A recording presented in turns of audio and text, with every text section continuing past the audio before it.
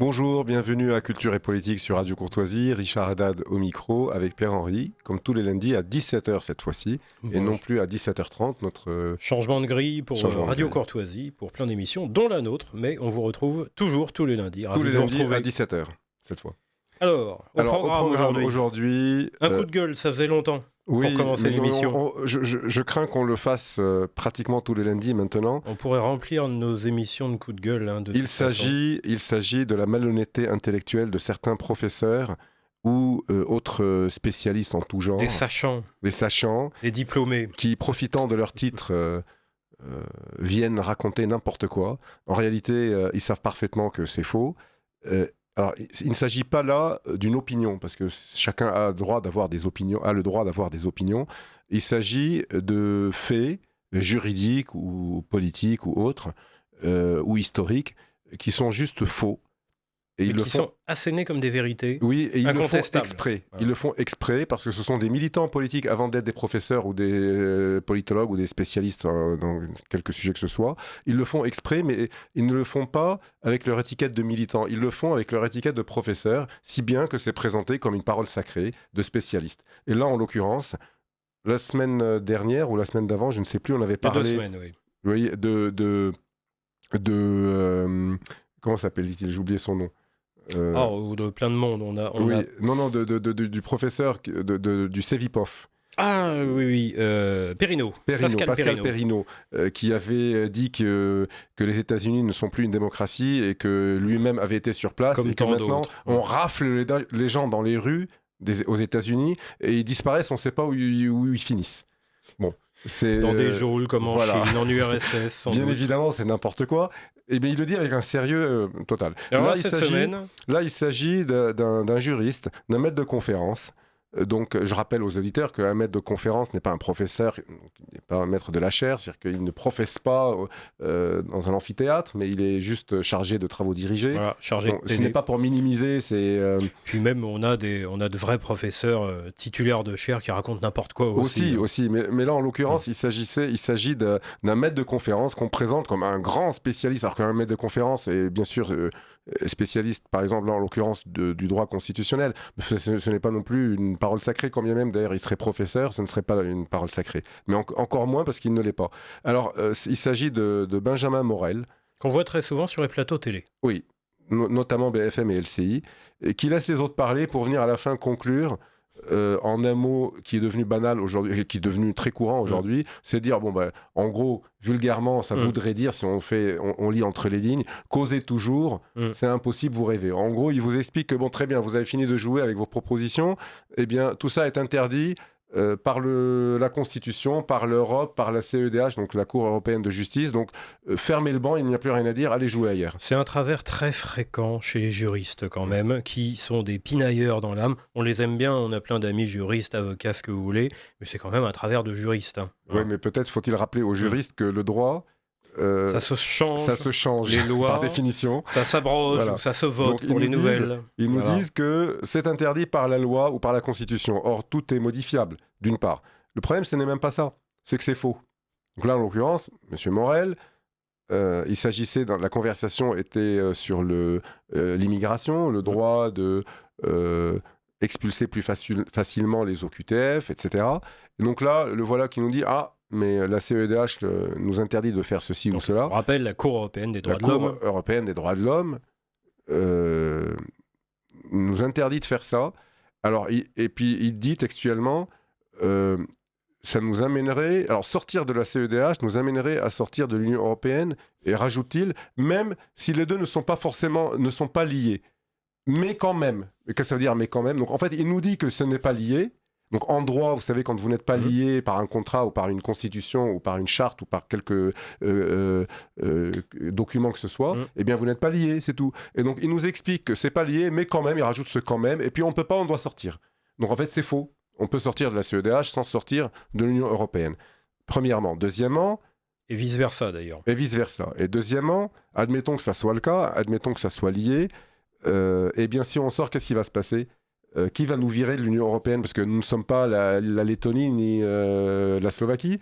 La France est le membre fondateur de l'Union européenne. Sans la France, il n'y a pas d'Union européenne. Et nous sommes le premier ou le deuxième contributeur à l'Union européenne. Je rappelle ce que c'est un contributeur, c'est-à-dire qu'on verse des milliards d'euros chaque année dans la caisse de l'Union européenne. On se retire, il n'y a plus de l'Union européenne. Et donc, comme l'a si bien dit autrefois Éric Zemmour pendant la campagne électorale présidentielle, eh bien, on peut parfois dire eh ben, c'est comme ça. Et qu'est-ce qu'ils vont faire? Ils ne peuvent pas nous virer de l'Union européenne ni nous envahir. Donc voilà. Ça, c'est une manœuvre habituelle, là encore chez les juristes, mais pas que, qui est la sidération par le droit. Vous n'avez pas le droit, c'est interdit. Et en fait, le jour où on prend le pouvoir, ce qu'on aimerait, hein, nous, les gens de notre famille politique, eh bien, on change le droit. Comme ça, ce qui est interdit et qui ne nous plaît pas sera autorisé, et vice-versa, là encore. Mais on a l'impression, en fait, que le Code civil, à un instant T, en 2025, c'est leur Coran, c'est intangible. C'est ça, c'est la parole de Dieu mais éternel en plus. C'est les 10 ça a commandements. toujours été comme ça, et ça sera toujours comme ça, et ça ne s'arrêtera jamais. C'est leur Coran. Oui. Et en fait, c'est pas ça le droit, hein. Ça ne marche pas comme ça, ni en démocratie, ni ailleurs d'ailleurs, mais en démocratie, en fait, il y a un pouvoir législatif, et il y a aussi un pouvoir exécutif qui peut prendre des décrets et des ordonnances, et le pouvoir législatif, eh bien, vote des lois ou en abroge d'autres. Donc il faut arrêter cette espèce de... Alors, on nous fait le coup avec l'état de droit. Alors, si vous faites ça, vous sortez de l'état de droit. Alors, l'état de droit, que l'état de droit, c'est... Je ne connais pas un juriste qui soit capable, avec des mots simples, en 3-4 phrases, de me définir ce qu'est l'état de droit, à part avec on va dire, une définition très floue, qui est un État qui respecte ses propres lois et sa propre constitution. Pierre-Henri, des journalistes de LCI ont défini l'état de droit. Ils sont très forts. Oui, ils sont très forts, mais d'une manière très simple. Hein. Avec un culot et puis sans rire. Hein. Oui. Alors, vous savez, moi, ça me fait rire. Ils nous ont dit, l'état de droit, d'abord, la démocratie, c'est pas seulement de voter. La démocratie, c'est l'état de droit. Et l'état de droit, c'est de respecter certaines règles morales qu'eux-mêmes ont établies. Ah ben oui. En résumé, si vous n'avez pas adopté leur idéologie, qu'ils n'appellent pas comme ça... Mais vous n'êtes pas dans l'état de droit. Vous n'êtes pas démocrate. Parce que vous n'êtes pas démocrate, ça ne veut pas dire démocrate. voter. Il nous a expliqué, le journaliste de LCI nous a expliqué que la démocratie, ce n'est pas voter. Et donc, on c'est en arrive... respecter des règles que lui a établies. Moi, je connais leur conclusion. Est conforme à l'état de droit, ce qui est favorable à l'accueil inconditionnel des immigrés. Voilà, c'est donc, ça. Si vous êtes démocrate, vous êtes favorable à l'accueil inconditionnel des immigrés. Et l'inverse est vrai aussi, vous n'êtes pas démocrate si vous n'êtes pas favorable à l'accueil inconditionnel. Vous avez beau voter. Autrement dit, qu'est-ce qu'il est en train de nous dire? Il est en train de nous dire, si vous êtes majoritaire, vous pouvez être 90% à voter une loi. Ouais, mais si vous pensez mal, c'est pas dans l'état de droit. C'est pas démocratique. Non, mais ce n'est pas démocratique. Il nous dit, mais en fait, vous pouvez être ultra majoritaire. Si vous pensez mal, vous n'êtes pas démocratique. Et il y a toujours le point Goldwyn qu'on vous sort immédiatement. Hitler est bien arrivé au pouvoir démocratiquement. Et en fait, là, fermez le banc, il n'y a plus rien à dire. Ça nous amène directement à notre deuxième sujet, qui est celui non, Pierre-Henri. Il y a un deuxième mensonge de M. Morel. Pardon, j'y tiens, parce que le journaliste du Figaro sur le plateau lui a dit de manière un peu sarcastique que le Royaume-Uni, lui a rappelé que le Royaume-Uni est sorti de la CEDH et que l'on sache, le Royaume-Uni n'a pas été envahi par une armée européenne. Non, et c'est pas dissous dans un trou noir non plus. Et ce à quoi M. Morel a répondu « Ah oui, mais le Royaume-Uni n'est pas dans l'Union européenne. » Or, le fait que rappelait Guillaume Roquette, en l'occurrence, rédacteur en chef du Figaro, c'était un fait qui est antérieur au Brexit. Ouais. Et M. Morel le sait parfaitement. Mais vous savez, quand ils n'ont pas d'argument, ils mentent. Oui, c'est du baratin. Et puis c'est passé. Hein. Après, le journaliste qui mène les débats est passé à un autre sujet très vite. Alors, et puis c'est on passé. va donner d'autres exemples dans notre deuxième sujet aussi, où des journalistes affirment ou laissent proférer des affirmations sans aucune maîtrise de leur antenne, comme aime à dire l'ARCOM, et des affirmations purement mensongères, voire diffamatoires. Parce qu'on va parler, encore une fois, on en a parlé la semaine dernière, donc de Charlie Kirk, de l'assassinat de Charlie Kirk, et de toutes les réactions qui ont eu lieu autour aux États-Unis, mais aussi chez nous. En résumé, vous avez le camp de la gauche qui est toujours un peu... Pardon, je fais des comparaisons pas tout à fait... comment dire... bonnes, mais vous savez l'affaire des deux journalistes de France Inter. Oui. Vous voyez, vous les attrapez les mains dans le sac. Et Cohen. Voilà. Vous les attrapez les mains dans le pot de confiture, et ils trouvent quand même le moyen de vous dire « Ah non, mais Je ne fais que mon travail. D'abord, il se justifie, et puis au bout de quelques jours, après réflexion, après avoir mûri la chose, il vous contre-attaque. C'est-à-dire qu'il vous dit « Ah mais non seulement je me justifie, mais moi je suis dans mon bon droit, et vous êtes un voyou. » C'est vous le fasciste, parce que vous m'avez filmé quand j'étais au restaurant. Oui, non, mais maintenant ils ont fait mieux. Depuis quelques jours, ils ont fait mieux. Et ils expliquent que tout ça, c'est un complot du groupe Bolloré. Ah bah, évidemment. Donc c'est le groupe Bolloré qui a organisé, qui les attaque, dit-il. mais surtout, mais qui a organisé le déjeuner avec les deux responsables du PS, et puis qui s'est servi d'eux Non, mais ils faisaient leur travail, et le groupe Bolloré a monté tout ça. Ils se sont servis d'eux comme de ventriloques. Et ils sous-entendent que c'est monté. C'est pas Thomas Legrand qui parlait, c'était Bolloré. Et donc, voilà. Et l'affaire Charlie Kirk, c'est pareil, c'est qu'ils viennent vous expliquer qu'il a bien cherché, etc., mais avec un culot monstre. C'est-à-dire que imaginez-vous juste l'inverse. Imaginez-vous, il y a une personnalité de gauche assassinée, et puis vous venez, même pas de gauche, un voyou, un trafiquant de drogue, comme on l'a rappelé la semaine dernière, c'est-à-dire qu'un vendeur de drogue, je fais allusion à cet Américain délinquant qui a été arrêté par la police et qui en est mort parce qu'il a résisté à son arrestation. George Floyd. Donc, on en avait reparlé. Imaginez, vous auriez dit que George Floyd l'a bien mérité, parce qu'il a résisté à son arrestation par la police. Non, vous finissez en prison. Oui, voilà. Alors, eux, ils ont passé la semaine à nous expliquer que Kirk est un misogyne, un macho, Il y a eu deux phénomènes qui ont suivi l'assassinat de Charlie Kirk. Il y a eu le phénomène, on va dire, des masses visibles sur les réseaux sociaux, où vous avez, surtout aux États-Unis, mais pas que, des milliers de gens qui se revendiquent de gauche ou d'extrême gauche, qui ont écrit ou se sont filmés en train de se réjouir. Oui, ça c'est autre chose encore. Mais alors ça c'est le premier phénomène, on va en reparler, en train de se réjouir de son assassinat. Et puis vous avez la version médiatique. On reparlera des scènes de liesse après. Et la version médiatique, ça a été en effet, c'est un vieux discours de la gauche. C'est-à-dire que la gauche, depuis au moins la Révolution française, a divisé le monde en deux catégories. Les gens qu'on peut tuer, et c'est pas grave, parce que ce sont des méchants, et les méchants, c'est tout ce qui n'est pas la gauche. Et puis les gens qu'il est très grave de tuer. Voilà. Donc Charlie Kirk, on peut le tuer. Alors c'est pas bien quand même l'assassinat politique, mais comme vous dites, c'est de sa faute. Madame s'est fait violer, mais sa jupe était trop courte. C'est ça. Voilà. Et alors ils sont perpétuellement en train de dire que c'est l'abomination quand on utilise cet exemple, l'exemple de la femme qui se fait violer, mais on dit mais en fait elle l'a bien cherché. Mais eux passent leur temps à faire ça. C'est-à-dire passent leur temps à justifier l'injustifiable. D'autant qu'on l'a dit là, dans notre précédente émission, Charlie Kirk, c'était quelqu'un d'extrêmement pacifique et qui n'a fait qu'organiser des débats, qui n'a fait qu'aller rencontrer des adversaires pour susciter des débats, pour susciter de la contradiction. C'est presque une expérience assez philosophique, à la Socrate en fait. Et non, pour la gauche, alors on a eu des exemples. Un ancien journaliste de RTL, qui est très souvent aussi sur les plateaux télé, qui s'appelle Jérôme Godefroy, soi-disant spécialiste des États-Unis, qui nous a fait, alors d'abord, il l'a bien cherché, et puis après, qui s'est lancé dans du complotisme autorisé. C'est-à-dire, en fait, non, l'assassin n'était pas un type de gauche, qui, on l'a appris depuis, s'était radicalisé à gauche, vivait avec un transsexuel en transition, etc. Non, en fait, vous voyez bien, sa famille était trumpiste, donc c'est un mec trumpiste qui reprochait à Charlie Kirk de ne pas être assez radical. Gros mensonge, qui a été démonté depuis, repris par d'autres journalistes, comme Françoise Desgois, qu'on voit aussi de temps en temps à la télé, une espèce de prix Albert Londres, si je ne m'abuse, qui s'appelle Van Rentergem, et qui nous assène ça. On leur prouve l'inverse. Les grands médias relayent les preuves de l'inverse. Jamais ils vont s'excuser. Jamais une fois. Ça, c'est... On va faire une pause pour le bobino. On va reprendre ça. Vous appréciez cette émission? Alors aidez Radio Courtoisie à en produire d'autres. Rendez-vous sur soutenir.radiocourtoisie.fr. Merci d'avance. On reprend notre sujet sur l'assassinat de Charlie Kirk. Vous parliez d'excuses, Pierre-Henri, mais ces gens ne s'excusent jamais.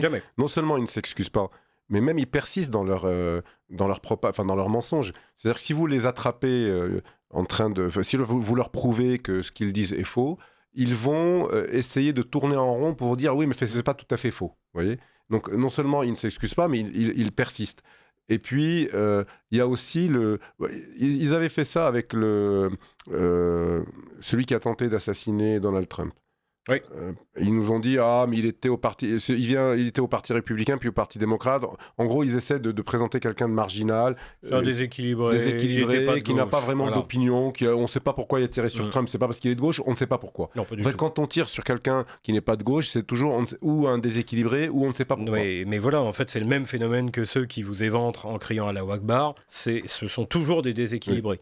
Oui. Et alors, Allahu Akbar veut rien dire. Il est là par hasard. Oui, voilà, parce que comme tout le monde sait, les assassins, c'est des gens en général normaux. Oui, tous les assassins sont plus ou moins déséquilibrés. Et alors, il y a bien une idéologie derrière. Voilà, il y a des récurrences que la gauche s'efforce de masquer, en tout cas. Voilà. En tout cas, maintenant, on sait que cette personne donc effectivement, il est d'une famille très conservatrice, mais il était fâché. C'est pas héréditaire. Hein. D'ailleurs, c'est son père qui l'a dénoncé. Ouais. C'est quand même pas rien de dénoncer son fils. Donc c'est son père qui l'a dénoncé. Il était en rupture avec son milieu familial très conservateur. Il vivait en colocation avec, nous dit-on, un homme en transition de genre. Oui, enfin, vous savez, je savais pas comment définir parce que les termes LGBT, transgenre, enfin, en gros, il vivait avec un travesti. Voilà, un travelot. Donc, pour parler à l'ancienne, en ménage avec un travelot. Voilà, disons les choses. Qui voulait se faire opérer pour devenir une femme. Et donc, il était amoureux de lui. Bon, pourquoi je dis ça ? Je rappelle ça parce que ça fait des décennies qu'on nous présente entre guillemets ce qu'on appelle la communauté. Homosexuels, maintenant on l'appelle communauté LGBT. Puis il y a plus. Je sais pas pourquoi on les appelle communauté, comme si c'était. Et donc on les appelle les gays. Vous savez pourquoi on les appelle les gays ? Parce que paraît-il, nous sommes sinistres. Quand je dis nous, c'est les non-homosexuels, les hétérosexuels. Et eux, ils sont gays, ils sont toujours joyeux. En fait, ce sont des gens, on les présente comme des gens pacifistes, comme des pacifistes qui aiment faire la fête, qui ne font du mal à personne, et nous serions des va-t-en-guerre. Voilà, nous aurions plus la violence. Nous aimons les armes, la violence, les guerres, nous frappons nos enfants, bien évidemment, nos femmes, etc. Et là, on voit, et c'est pas nouveau, mais encore une fois, que ces gens-là peuvent être extrêmement violents et qui ne sont pas si gays qu'on le dit. Et surtout, quelques semaines en fait avant l'assassinat de Charlie Kirk, il y a eu un attentat dans le nord-est des États-Unis dont personne n'a parlé en dehors, qui a été le fait en effet d'un homme travesti, d'un homme trans, c'est un homme qui se faisait passer pour une femme, et qui est allé avec un fusil d'assaut mitrailler en fait les assistants à une messe catholique, et il a fait plusieurs victimes, dont de petits-enfants. Oui. Donc là encore... c'est pareil, c'est pas de la petite violence. Hein. Ce n'est pas de la petite violence. Le nombre de personnes qui ont été concernées, en particulier en France, là, 2 femmes dont l'ex-fémène Marguerite Stern et sa collaboratrice là, Dora Muto, qui ont écrit un livre contre l'idéologie trans, reçoivent depuis des années des menaces de mort. Reçoivent des lettres barbouillées de sang ou d'excréments, etc. Et ça vient on va dire du groupuscule trans et de la communauté. De la communauté LGBT. Je ne suis pas en train de dire que tous les homosexuels, etc., sont des violents. Sont des adeptes des Non, je dis juste attentats, que ce sont des êtres humains comme tous les autres. Ouais. C'est-à-dire qu'ils peuvent être aussi violents que n'importe qui. Ce n'est pas leur statut d'homosexuel, de travesti ou de je ne sais quoi, ne fait pas d'eux des anges immaculés, incapables de violence. Oui, ou voilà, incapables de violence. Ça, je pense que plus personne ne s'en sait ni croire. Tout le monde, et quand ils sont mécontents, et avec leur... Mais il y a aussi le fait qu'ils ont c'est devenu idéologique en fait. Ce n'est plus juste une façon de... ce n'est pas juste une orientation sexuelle comme on dit. C'est devenu une idéologie qu'ils veulent imposer. C'est ça qui a changé, c'est que l'homosexualité a toujours existé. Il y a toujours eu des homosexuels depuis que le monde existe. Et le courant trans, en fait, c'est la pointe avancée de cette idéologie LGBT. Et qui est justement très souvent associé à des mouvements d'extrême gauche, anticapitalistes, donc ils veulent l'imposer. Communistes. C'est une idéologie qu'ils veulent imposer, de même que comme le communisme, comme certaines religions, comme l'islam, etc., qui veulent s'imposer de force, parce que toutes les religions, le catholicisme par exemple, n'est pas une religion qui s'impose par la force. C'est par son essence. L'islam, si. Et donc il y a des idéologies qui veulent s'imposer par la force, et ce courant veut imposer ce qu'il appelle lui ses droits c'est plus une question de droit, c'est une question maintenant de modèle de société. Donc ils veulent imposer leur modèle de société de force, et tous ceux qui non pas qui leur barrent la route, mais tous ceux qui essaient de protester contre cela ou d'argumenter contre cela risquent des attaques extrêmement violentes, voire la mort, comme Charlie Kirk. Tout à fait. Alors, moi, j'aimerais bien reparler justement de l'autre versant, c'est-à-dire les manifestations de liesse et d'approbation de l'assassinat. Oui. Que des kidams, que des anonymes ont lancé, en particulier sur les réseaux sociaux, parfois de manière absolument obscène. Alors, surtout aux États-Unis, on en a eu aussi beaucoup en France. Moi qui suis un petit peu sur X, anciennement Twitter, on a eu une espèce aussi de collaborateur de Libération qui a proféré des choses absolument abjectes. Et ces gens, en fait, se filment parfois aussi en train de danser. Donc, il y a une espèce d'obscénité totale dans cette extrême gauche, et cette gauche parfois, qui se réjouit de la mort atroce quand même. On en a parlé, les images de l'attentat sont pas belles à voir, et personne ne souhaite mourir de la sorte. Et il laisse derrière lui une femme et plusieurs enfants. Et eux s'en réjouissent, eux dansent, et se montrent en train de danser sur les réseaux sociaux. Et ce que ça a entraîné, eh bien, dans à la fois des administrations publiques, fédérales, américaines, mais aussi dans des entreprises privées, eh bien, ce sont des licenciements. Alors, parfois individuels. Ça change de chez nous. Hein. Ça change de chez nous. Parfois individuels. C'est-à-dire que vous avez licenciement. C'est quand vous montrez que vous n'êtes pas de gauche, que vous êtes licencié. Mais en fait, et c'est là où je voulais en venir, c'est que ça a duré pendant des décennies. Et là, vous avez par exemple un présentateur d'une chaîne qui s'appelle MSNBC. Vous avez des gens qui publiquement, sous leur nom réel, ont mis en jeu l'image d'une entreprise privée dont ils sont employés, qui ont été licenciés. Et c'est l'une des premières fois où l'on voit ce genre de purge, et je dis purge dans un sens qui est très neutre. Et vous avez toutes les belles âmes qui disent « Regardez, c'est scandaleux, vous voyez bien que Trump, c'est un dictateur, et vous réclamez toujours de la liberté d'expression, mais ça, c'est l'inverse. » En fait, c'est pas du tout l'inverse. C'est-à-dire que les gens ont le droit de penser ce qu'ils veulent et de l'exprimer, mais pas dans tous les contextes. Et ça fait partie de la liberté d'expression.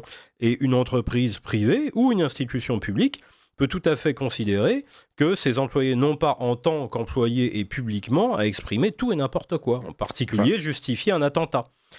Et surtout, les belles âmes de gauche qui nous disent ça font 10 fois pire depuis 50 ans. C'est encore une fois quel culot. Ils passent leur temps à ostraciser tous ceux qui ne sont pas d'accord. Mais ils en veulent le monopole. Ils sont pas contents quand le boomerang leur revient dans la figure, en fait. C'est incroyable, l'espèce de culot qu'ils ont, parce qu'ils ne font que ça. Licencier les gens qui ne sont pas, avec lesquels ils ne sont pas d'accord, priver de subventions. Je vous rappelle juste que Martine Aubry, donc qui a été ministre, maire de Lille, ministre, numéro 1, première secrétaire du Parti Socialiste, ce n'est pas rien, avait écrit avec Monsieur Duhamel, qui lui aussi, grand journaliste, etc., vous savez, qui parle doctement comme ça, qui fait des leçons de morale au monde entier. Ils avaient écrit tous les deux un livre dans lequel ils vous expliquent une sorte de mode d'emploi, comment dénoncer ses voisins. Et ils vous expliquaient, comme ça, c'était très terre-à-terre. Regardez dans les boîtes aux lettres, si vous voyez des tel tracts, journal ou tel... Ou National Hebdo aux minutes. Votre voisin est abonné à telle revue d'extrême droite, dénoncez-le. C'était le premier livre publié par Caroline Fourest, qui maintenant, vous savez, elle est dans le média franc-tireur, qui est une espèce de truc de centristo-macrono, toujours dénonciateur. Son premier livre qu'elle a écrit avec sa compagne Fiammetta Wener était en fait un annuaire des entrepreneurs privés qui étaient censés avoir des liens avec le FN. Donc c'était une liste de dénonciation à la commande en tour. C'est comme ça que ces gens travaillent. Et alors là, ils n'ont plus le monopole de la purge. Bien fait pour leur tronche. Voilà. Mais vous savez que le livre de Martine Aubry, il vous expliquait pourquoi ils expliquaient qu'il faut dénoncer un tel, pour qu'il soit chassé de son travail, chassé de son appartement, qu'il n'ait plus le droit à rien. Et après, ils viennent vous dire, oh là là, Donald Trump, l'administration Trump a licencié quelqu'un qui se réjouit de la mort d'un intellectuel. Et alors, parallèlement à ça, la gauche pleurniche, normal. Mais à droite, on entend aussi des gens qui disent que, il faut pas purger. C'est pas chevaleresque quand même. Personne n'a purgé. Voilà, en plus c'est même pas des purges. Mais il faut pas faire ça, c'est pas chevaleresque. Là, c'est le mot... Et puis il faut pas s'abaisser surtout au niveau de l'adversaire. Alors ça c'est complètement crétin. C'est comme ça qu'on perd des guerres. Voilà, on l'a expliqué assez souvent au sujet de la Griffe, l'association de défense de l'identité française et chrétienne fondée par Bernard Anthony il y a plus de 30 ans maintenant. Quand vous êtes dans une pièce avec un adversaire qui a 2 gants de boxe pour vous mettre sur la figure, et que vous avez sur une table des gants de boxe, vous allez faire quoi ? Vous allez les laisser ? Vous allez les prendre et vous battre avec ? Bah oui, c'est parfois pas propre, mais ça s'appelle la politique. Et le jour où on sera au pouvoir, peut-être qu'on assainira la société, on abolira la loi Guesso et la loi Plévin. Voilà. C'est comme ça qu'on perd des guerres. Parce que c'est à jouer au chevalier, mais au chevalier mort. Ça, c'est le défaut de la droite. C'est toujours le côté c'est pas chevaleresque, c'est chevaleresque. Pendant que vous réfléchissez de savoir si c'est chevaleresque ou pas, vous avez tout perdu et c'est sans retour. C'est comme quand vous êtes dans la rue la nuit, dans une venelle sombre, vous êtes agressé par 2 ou 3 fumeurs de crack. Voilà, vous leur dites, allez, 1 contre 1 à la loyale. Mais vous êtes fous et vous allez finir mort, surtout en fait. Mais il n'y a pas de loyauté quand il s'agit de sauver sa vie ou de sauver la civilisation. En tout cas, la civilisation qu'on veut. Donc là, oui, voilà, pleureuse professionnelle à gauche. Et puis, naïf de droite. Naïf romantique de droite. Il faut arrêter. On fait de la politique, c'est pas toujours très propre. Mais il faut se battre avec les armes que l'adversaire nous impose. Et c'est la gauche qui nous impose ces armes-là depuis 50 ans. Et c'est nous, les gens de droite honnêtes, qui les subissons, ces armes-là. Alors stop, arrêtons l'hypocrisie un petit peu. Très bien, voilà, nous arrivons à la fin de cette émission. On va se retrouver, quelques secondes. Peut-être pourrait-on dire en 10-20 secondes, est-ce que c'est ce qui nous attend en France ? Je parle de la violence en politique, parce que quand on voit l'évolution de l'extrême gauche... Moi, je vais vous dire, on en reparlera dans une émission ultérieure, il y a eu une manifestation gigantesque en Angleterre, organisée par Tommy Robinson, qui est un succès brillant, et pour l'Angleterre, et pour tous les identitaires et les patriotes d'Europe et du monde. Bravo à lui, on en reparlera. Le jour où ça s'est produit, c'était 2 jours après l'assassinat de Charlie Kirk. J'ai eu peur pour lui.